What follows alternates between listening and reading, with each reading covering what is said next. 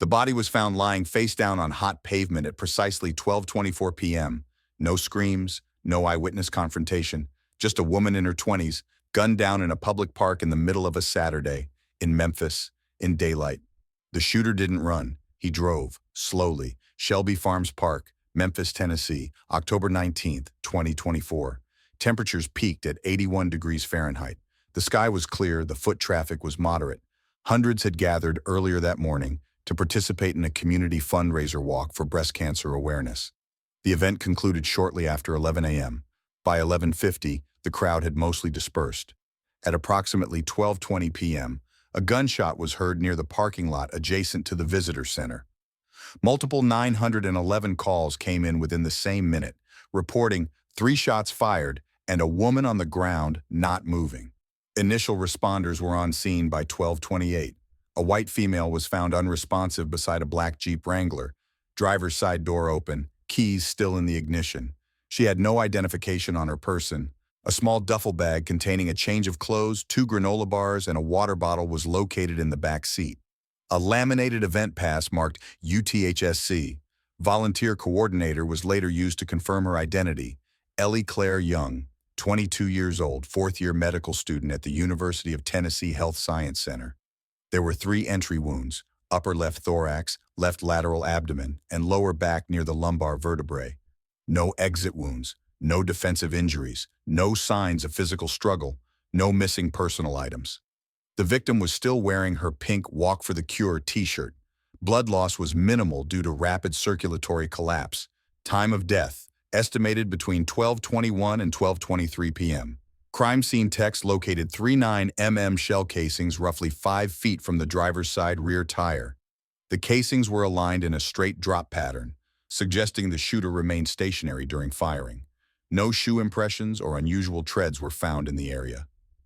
Surveillance footage from the visitor center captured a white Honda CR-V entering the lot at 12:18 p.m., parking momentarily behind the Jeep, and exiting in reverse at 12:24. The vehicle's license plate was not visible, but the tag design matched that of a temporary Kentucky registration. No one at the event claimed to recognize the vehicle. Several witnesses reported hearing the shots but described the sound as muted, as if from a distance. No one saw the shooter's face. The act lasted under 30 seconds. Detectives canvassed the area, collecting camera footage from the Shelby Farms visitor station, as well as nearby traffic and event cameras. A review of parking lot activity confirmed that Ellie Young had arrived at 6:39 a.m. Her vehicle remained untouched until the moment of the shooting. Digital timestamps and footage corroborated that Ellie returned to her car at 12:18 p.m., unlocked it via key fob, opened the driver's door, and leaned inside. At 12 hours 20 minutes and 41 seconds, a white Honda CR-V pulled in behind her, blocking her path of exit. At 12 hours 21 minutes and 8 seconds, Ellie staggered out from the driver's side, clutching her abdomen, and collapsed. At 12 hours 21 minutes and 14 seconds, a final shot was heard. At 12 hours 24 minutes and 2 seconds, the CR-V left the lot. It turned eastbound onto Farm Road, heading toward Walnut Grove. No license plate hits came up on state or local plate readers. By 3:15 p.m., the scene was processed, witnesses were dismissed, and the vehicle was impounded. Forensics recovered partial fingerprints from the driver's side door of Ellie's Jeep, all belonging to the victim. No foreign prints. Gunshot residue was present on the outside handle. Detective Kelly Ransom, MPD Violent Crimes Unit, was assigned primary. She noted the absence of theft, physical assault, or signs of robbery. She marked it as a targeted shooting. This wasn't random, she stated in the initial incident report. This was planned, deliberate, and personal. Back at the station, Ellie Young's background was pulled. No known criminal history, no pending restraining orders. Her academic file showed consistent honors. Her social media accounts were inactive for over a week. Her last post, a photo from her clinical rotation captioned "Almost there." Her phone was located inside the Jeep. The last outgoing message was time-stamped at 12:06 p.m. Just finished the walk, heading home soon. It was sent to her sister. That night, her parents were notified in person. Her sister, Olivia, a nurse practitioner in Nashville, identified the body at the medical examiner's office the following morning. She told investigators Ellie had cut contact with someone over the summer, an ex-boyfriend, though she refused to give details. She just said she didn't feel safe around him anymore, Olivia said. She didn't want him knowing where she lived. No official complaints had ever been filed, no formal reports. But Olivia's phrasing was clear. She was scared, she said, and I don't think this was over nothing. Ellie Young's official profile read predictably clean. No arrests, no documented complaints, no disciplinary actions at her university. She maintained a 3.9 GPA at the University of Tennessee Health Science Center and was on track for a 2025 residency in internal medicine. Faculty described her as focused, disciplined, and quietly competitive. There were no red flags in her educational record, but paper files don't capture the entire picture. Detectives began mapping out Ellie's recent life, her daily patterns, associations, and anything that might offer context to her sudden death. Her phone, recovered from the front seat of the Jeep, provided key starting points. It had no passcode. The call log was short. The last 10 calls were all to family members or classmates. The final outgoing text, as documented earlier, was sent to her sister. Notably, there were no recent incoming calls from unknown numbers. Investigators suspected the device had been scrubbed or factory reset recently, but forensic analysis later confirmed the data was intact. Ellie hadn't been deleting anything. She had simply stopped talking to someone. Her sister, Olivia Young, provided initial personal insights. According to Olivia, Ellie had ended a romantic relationship earlier that summer. The man's name wasn't offered immediately, but Olivia recalled that after the breakup, Ellie had become noticeably cautious. She changed her route to class. She started double-checking locks. She kept her location off on social media, Olivia said in her initial statement. She wasn't paranoid. She was responding to something real. No official restraining orders had been filed. Ellie had not reported harassment to campus security or law enforcement. This absence of formal documentation meant investigators had to rely heavily on personal testimony and digital breadcrumbs. Ellie's laptop, retrieved from her shared off-campus apartment, held no emails or messages indicating direct threats. However, the search history included inquiries about protective orders, GPS tracking devices, and phrases like, "What counts as stalking in Tennessee?" The queries began in late July and ended abruptly on September 3rd. A classmate, interviewed on October 21st, confirmed Ellie had voiced concerns in recent months. According to her, Ellie had confided that someone was showing up in places they shouldn't be. She allegedly mentioned being followed, but dismissed filing a report because she had no proof. The classmate noted that Ellie had recently begun walking to her car, accompanied by other students whenever she left campus after dark. She said she didn't feel like she was being threatened exactly, the classmate told detectives, but she didn't feel safe either. Her roommate, Amanda Reeves, added a separate layer. She stated Ellie had received a bouquet of roses with no card in mid-September. She found them outside their front door. Ellie threw them away without saying much. Reeves claimed Ellie seemed tense for several days afterward. In isolation, these observations didn't constitute legal evidence, but taken together, they created a narrative of escalating discomfort, potentially tied to a specific individual. Investigators marked this as behavioral precursor data, non-documented fear responses that often precede incidents of intimate partner violence. As detectives expanded their inquiry, they reviewed campus surveillance. On August 30th, a white SUV, later matched in make and model to the suspect vehicle, was seen idling near the UTHSC parking structure for over 40 minutes. Ellie's class schedule indicated she had been inside the building during that time. No approach was made, no crime was committed, but the timestamp aligned with the period Ellie began modifying her routine. During a secondary interview, Olivia provided the name, Jackson Hopper. She had never met him, but Ellie had mentioned him by first name only. She didn't talk much about him. That wasn't her style, Olivia stated. She just said it got weird, controlling. She broke it off and tried to leave it there. Police ran a background check. No prior convictions, no restraining orders, but a history of short-term addresses and at least 2 prior employers who cited abrupt resignation in personnel notes. A recent change of address placed him out of state, Bowling Green, Kentucky. Investigators pulled social media connections. Hopper and Ellie had once followed each other on Instagram, but Hopper's account was inactive. Ellie had unfollowed him sometime in early August. Screenshots retrieved from a classmate's phone, however, confirmed that Hopper had commented on her posts in the past. Nothing overtly aggressive, but consistent patterns of presence. After August, no further interaction was visible. Autopsy results returned that same day. Ellie had died from internal hemorrhaging caused by 39 gunshot wounds. Trajectory angles confirmed she was upright at the time of the first two shots, and either falling or already down when the third round struck her lower back. There were no defensive wounds, no bruising indicative of physical restraint. Toxicology showed no substances in her system beyond trace caffeine and over-the-counter ibuprofen. Cause of death: gunshot wounds to the torso. Manner of death: homicide. Time of death: 12:21 p.m. This placed the shooter's presence within 15 feet of the victim during the incident. The angle of fire suggested the rounds were discharged from a standing position, roughly 5 feet away. No suppressor was used, no shell casings were removed from the scene. The shooter made no effort to cover the act.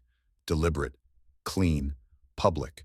As one investigator noted in the internal case memo, this wasn't a crime of opportunity, this was scheduled. That memo was marked for restricted circulation only. The department didn't want to feed speculation, but internally the pattern was becoming harder to ignore. The camera footage from Shelby Farms Park had limited angles but sharp resolution. The security team at the visitor center had recently upgraded their system, which gave detectives a clear view of the suspect vehicle's arrival, idle, and departure, all time-stamped down to the second. At 12 hours 18 minutes and 43 seconds p.m., the white Honda CR-V entered the frame from the north access lane. It moved without hesitation, slowed as it passed 3 empty spots, and stopped directly behind Ellie Young's Jeep Wrangler. The distance between the two vehicles was minimal, less than 5 feet. The driver remained in the vehicle. At 12 hours 21 minutes and 8 seconds, Ellie collapsed outside her open door. At 12 hours 24 minutes and 2 seconds, the CR-V reversed and exited the lot. Detectives requested additional footage from adjacent properties. Nearby intersections had ALPRs, automated license plate readers, installed by the city's traffic department. At 12:25 p.m., a matching vehicle was captured heading east on Walnut Grove Road. The tag was partially obscured, but the first 5 characters aligned with a temporary Kentucky registration pattern. A regional BOLO, be on the lookout, was issued to agencies across Tennessee, Mississippi, and Kentucky for any white Honda CR-Vs with recently issued paper tags. Within 48 hours, law enforcement in Warren County, Kentucky, flagged a registered vehicle matching the criteria. The car had been purchased 17 days earlier through a private transaction and still bore temporary dealer-issued plates. Ownership records confirmed the vehicle was sold legally. The current owner had not yet registered the car under a permanent license. This matched the timeline of the tag seen on camera. The Memphis Police Department requested the original sales documents from the dealership. Handwriting on the buyer's application matched a prior employment file retrieved by detectives from a medical training program that had once hosted Ellie Young as a student intern. The buyer's listed address was located less than 90 minutes from Memphis. Investigators tracked the cell tower pings tied to the suspect vehicle's route. The data trail showed a direct path from Bowling Green, Kentucky to Memphis, beginning around 4 a.m. on October 19th. At 6:42 a.m., the device pinged a tower off I-40, less than 3 miles from Shelby Farms Park. The final Memphis area ping occurred at 12:26 p.m. At 1:02 p.m., the device reappeared on the I-40 westbound corridor, moving at highway speeds. That same device re-entered Kentucky state lines just after 2:30 p.m. Detectives subpoenaed toll camera images along the route. The driver had remained inside the vehicle during every stop. No passengers were detected. The person had avoided hotel check-ins, ATMs, and fuel stations with security cameras. There were no purchases logged under the individual's name or associated bank accounts on that date. This suggested premeditation. Back in Memphis, detectives began mapping out sightings of similar vehicles in the weeks prior. They discovered 3 reports from campus police logs at UTHSC noting a white SUV idling too long near student housing, but no license plate had been taken at the time, and no report was formally filed.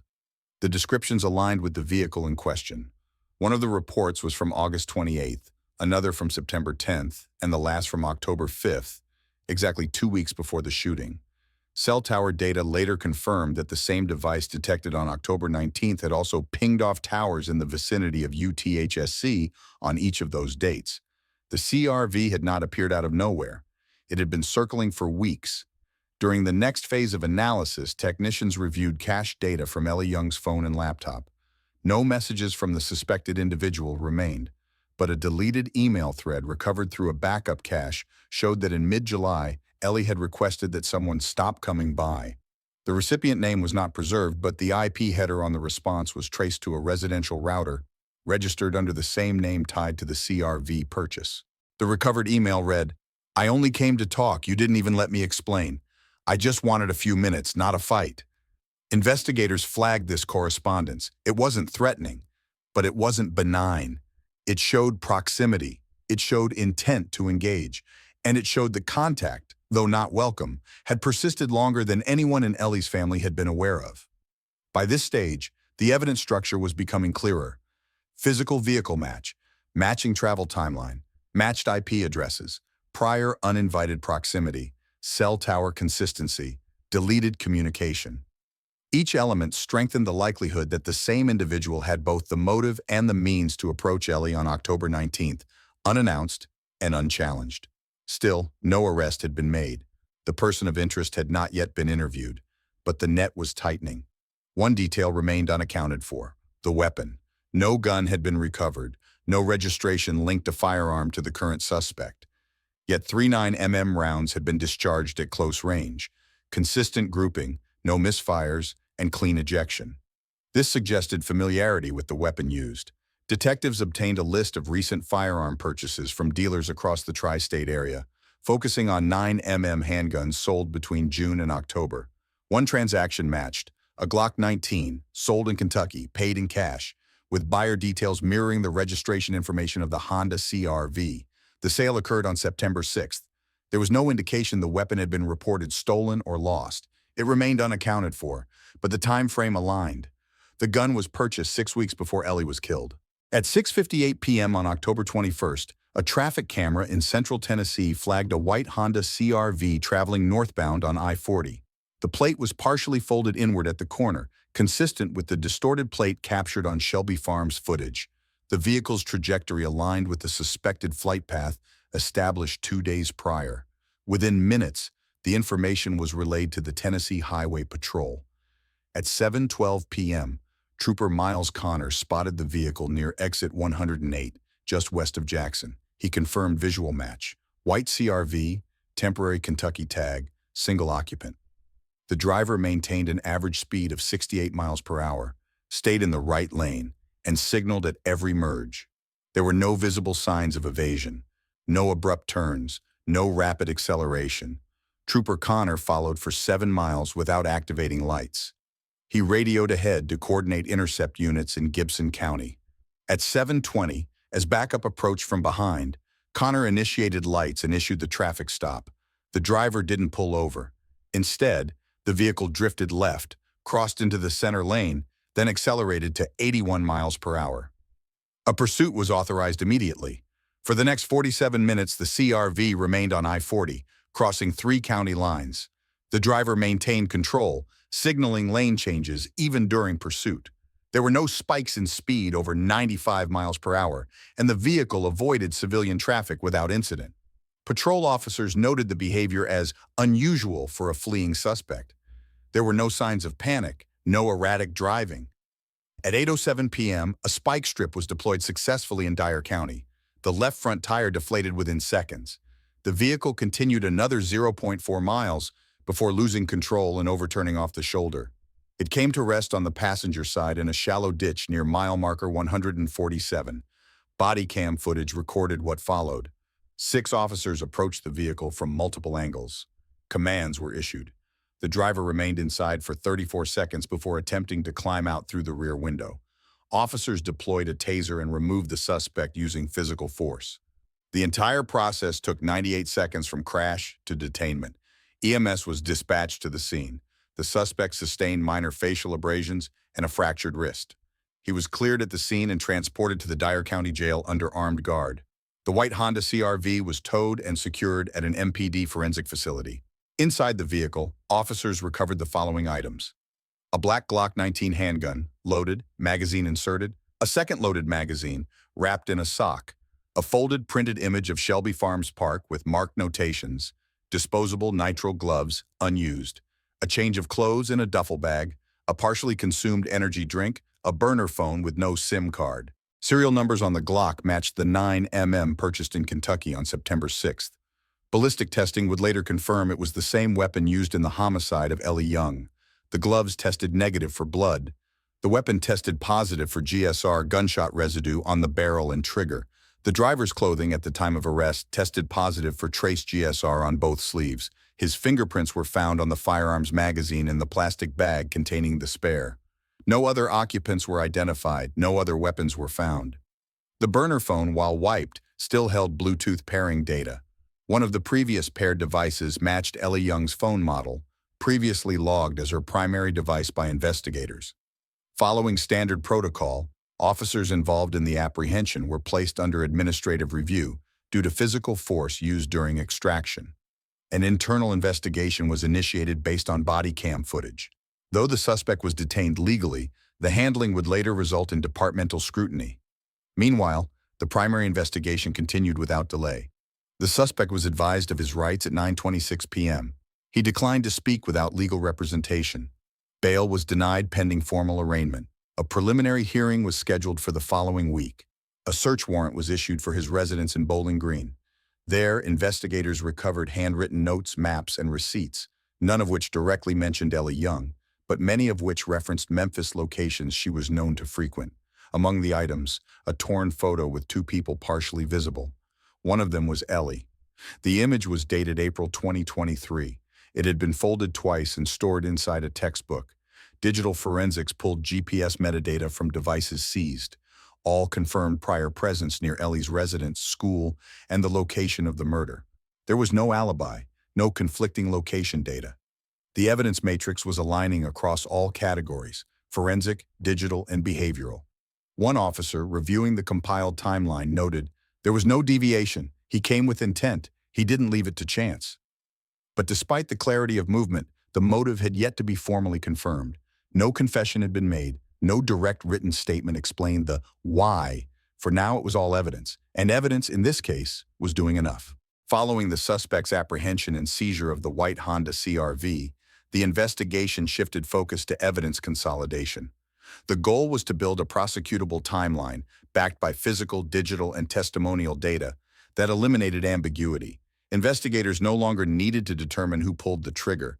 Now they had to prove beyond reasonable doubt that the act had been premeditated. At the Memphis Police Department's Forensic Analysis Unit, technicians conducted full ballistic testing on the Glock 19 recovered from the suspect's vehicle. The firing pin markings and ejector patterns on the shell casings from the crime scene matched the test rounds fired in controlled conditions.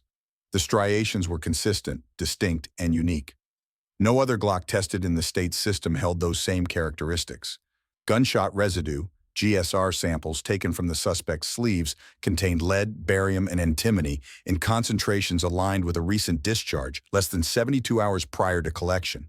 Analysts ruled out contamination from secondary transfer. The residue pattern indicated the shooter had fired with both hands, reinforcing conclusions drawn from the angle and grouping of the original shots. In parallel, digital forensic teams recovered fragments of deleted location data from the suspect's burner phone. Though the SIM card had been removed, the device's internal storage retained application cache files. These confirmed presence in Memphis beginning at 6:41 a.m. on October 19th. By 12:26 p.m., 5 minutes after the shooting, the device was traveling eastbound at 52 miles per hour, then accelerating toward the I-40 corridor. Investigators also accessed surveillance footage from a gas station in Jackson, Tennessee, showing the same CR-V entering the lot at 2:11 p.m. on the day of the homicide.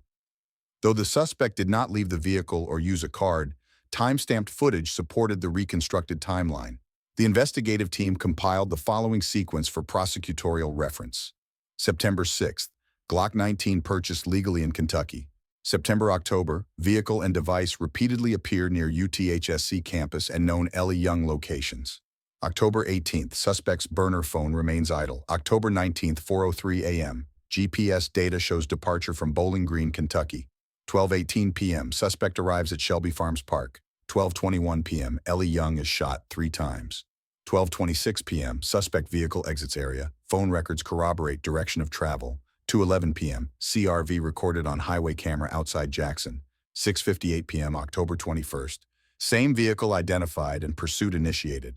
No anomalies were found in the data. Each timestamp reinforced the previous one. Each segment fit. Investigators then examined the handwritten notes recovered from the suspect's residence. While no letter of intent or confession existed, several notations mapped out Shelby Farms Park, with arrows pointing to specific entry roads, parking zones, and unmonitored areas.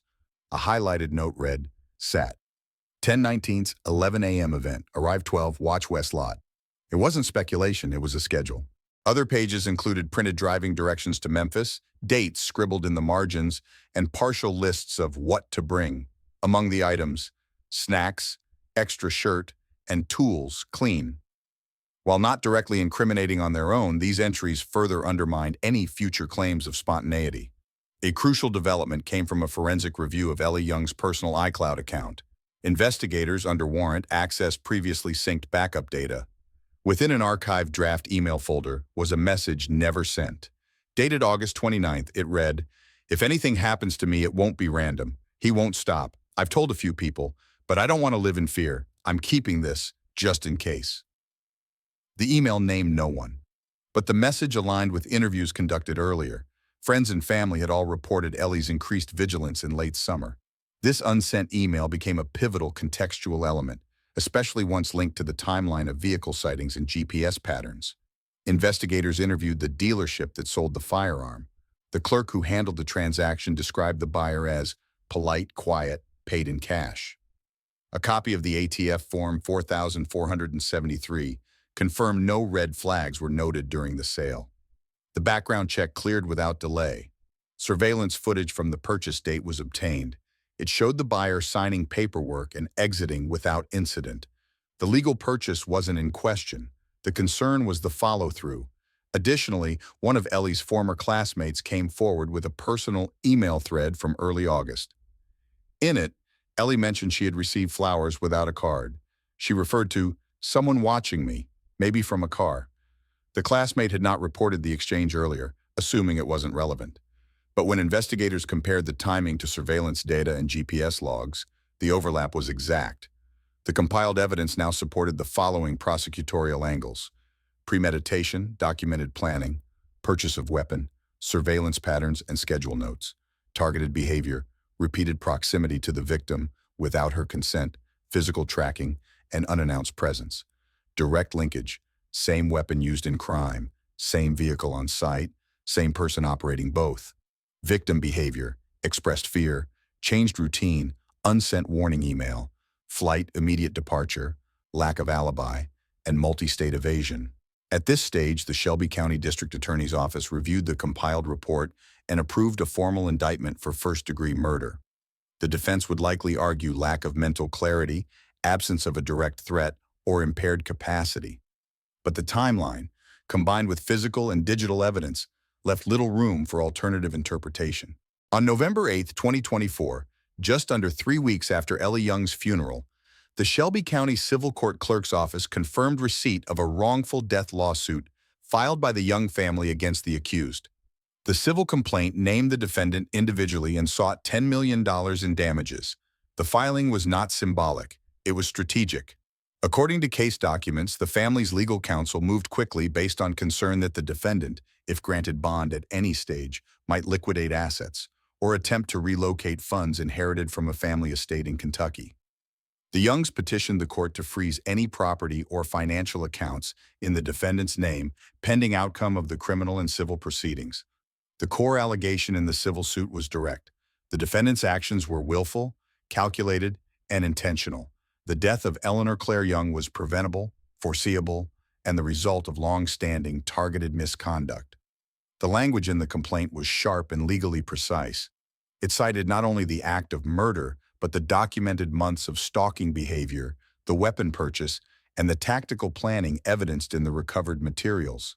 The family also submitted a sealed attachment containing a copy of Ellie's unsent email, the one expressing fear that something might happen to her. The message, although informal, was presented as contemporaneous evidence of the victim's awareness of escalating danger. Public reaction was swift. The case had already gained local attention, but the filing of the civil suit brought it back into headlines statewide. Media outlets began requesting interviews. News stations requested access to court transcripts.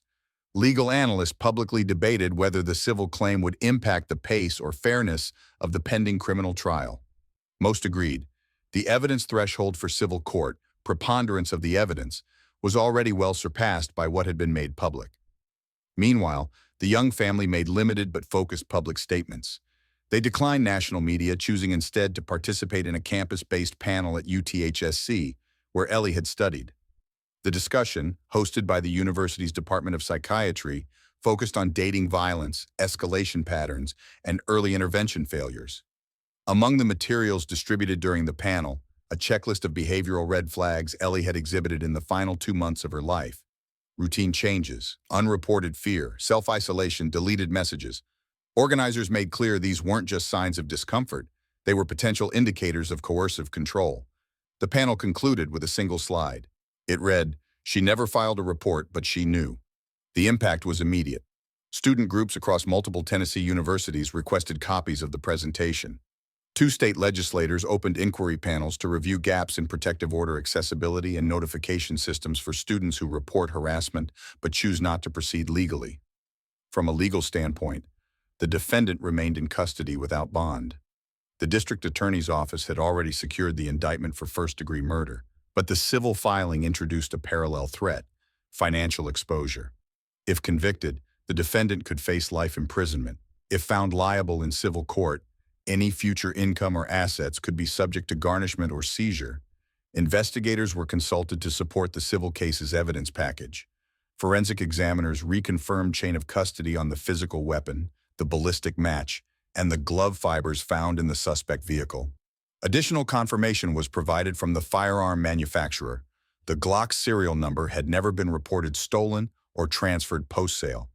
Ownership remained unchanged since the September 6th purchase. A second point of reinforcement came from digital experts reviewing location metadata from the burner phone's app usage.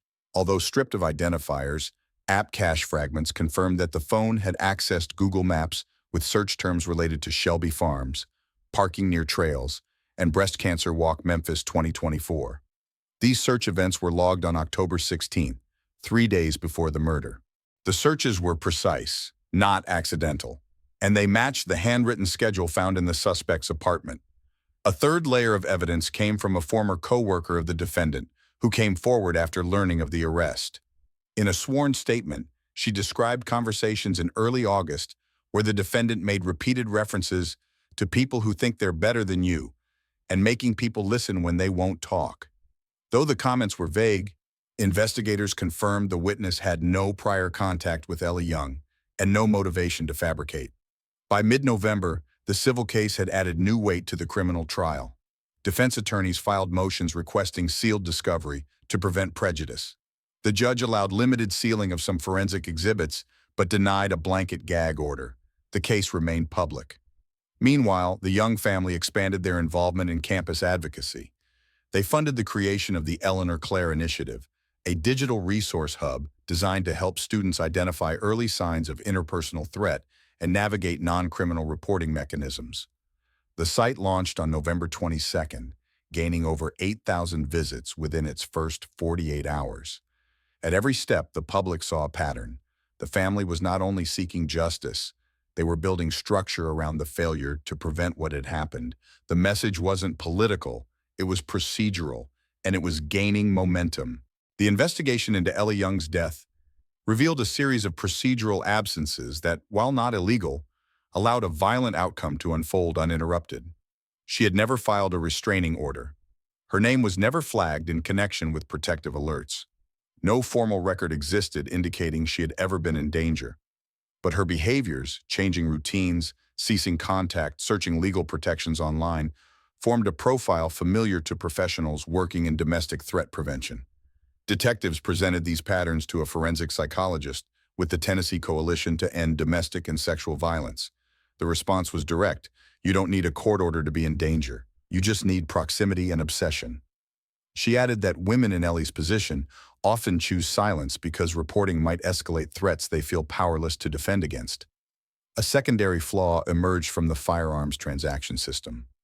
The accused had legally purchased a Glock 19 less than 6 weeks before the shooting. There was no waiting period, no red flag mechanism connected to informal reports of harassment. Background checks had returned clean. Without a court-issued restraining order, no restrictions were triggered. Legal experts agreed. The system functioned as designed, and that was the problem. One attorney, reviewing the timeline, noted that the absence of legal documentation placed the burden entirely on the victim. If someone hasn't been charged, the system treats them as if they pose no threat, she explained, which ignores how abuse works. Most victims don't file until it's already too late. Campus policy was also reviewed. UTHSC, like many institutions, offered voluntary reporting tools and counseling. However, none of these systems connected directly with law enforcement unless the student specifically requested it. Ellie's browser history showed she had viewed university resources in July, but never initiated contact. She chose silence, possibly from fear of retaliation, possibly from doubt it would help. Systemic failure didn't occur at one point. It occurred across many layers: informal signs not flagged, legal protections not triggered, institutional options not integrated with outside authorities. Each layer worked independently. None of them worked together. The most alarming conclusion came from a cross-agency case review.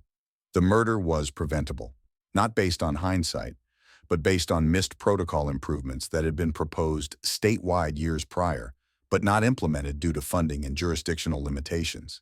It wasn't one loophole, it was many, and it cost Ellie Young her life. The criminal trial began on February 24, 2025, in Shelby County Criminal Court. The defendant pleaded not guilty to first-degree murder. He waived his right to a jury trial, opting for a bench trial presided over by Judge Randall King. The prosecution opened with timeline reconstruction. Surveillance footage, forensic analysis, firearm records, and GPS metadata were admitted without objection. The unsent email found in Ellie's iCloud account was ruled admissible under state evidence codes as indicative of state of mind. A forensics expert confirmed the weapon found in the suspect's vehicle was the murder weapon. A second expert testified to the ballistic match and GSR residue. The defense argued lack of premeditation and psychological instability. They introduced evidence of a past mental health evaluation from a separate incident in 2022, but failed to establish any active diagnosis at the time of the homicide. They did not contest the physical evidence. The bench trial lasted 6 days. On March 3rd, Judge King delivered the ruling, guilty of first-degree murder. In his judgment statement, he cited overwhelming forensic evidence, consistent digital tracking, and a clearly documented progression of intentional behavior. Sentencing was delivered the same day. The defendant received life imprisonment without the possibility of parole. There were no public outbursts in the courtroom, no closing statements from family. The facts had spoken. The case concluded as a conviction, unambiguous, fully supported, and recorded into state criminal history systems as 24 CR 892. The week following sentencing, Ellie's family returned to the campus where she had once studied. No official memorial was scheduled, but students gathered informally at the Shelby Farms parking lot. They left flowers. They wore pink shirts from the same fundraiser Ellie had attended hours before her death.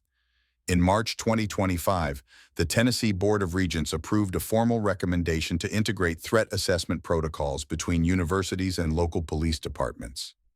The Young Families Initiative, the Eleanor Clare Project, partnered with 4 regional schools to pilot anonymous reporting tools with shared database access. The handgun purchase system remained unchanged at the federal level, but within Tennessee, 2 state legislators co-sponsored a proposal requiring mandatory notification of firearm purchases to individuals named in restraining orders, even when the orders are pending, not finalized. The bill was still under committee review at the time of this writing. Ellie's name was never used for media sensationalism. Her family refused documentary offers. They declined serialized coverage. Instead, they chose systems work, aligning resources, establishing reporting continuity, and creating preventive infrastructure for students like Ellie, those who see it coming but aren't ready to say it aloud. In the end, the story left no dramatic twist, no last-minute confession, no courtroom spectacle, just a quiet, measured case that showed what happens when warnings are missed and systems don't connect. The walk she started that morning in October was supposed to raise awareness for others. It ended up raising it for herself. I don't share Ellie's story to instill fear. I share it because silence doesn't always mean safety, and recognition, not reaction, is what saves lives. If you or someone you care about feels watched, followed, or slowly isolated, don't wait for it to become something. It already is. As someone who's seen how quickly lives change when the signs are ignored, I urge you, trust your instincts. Document the behavior. Reach out, even if it feels uncomfortable. Prevention starts where doubt ends. Now I want to hear from you. Do you think universities and law enforcement communicate enough when it comes to potential threats? Have you or someone you know ever felt unsafe in silence? If this video resonated with you, comment heart below or tell me where you're watching from. If not, I'd still love to hear why. Your voice matters too. And if you're into true stories that don't just inform, but mean something, subscribe to the channel so you won't miss what's next.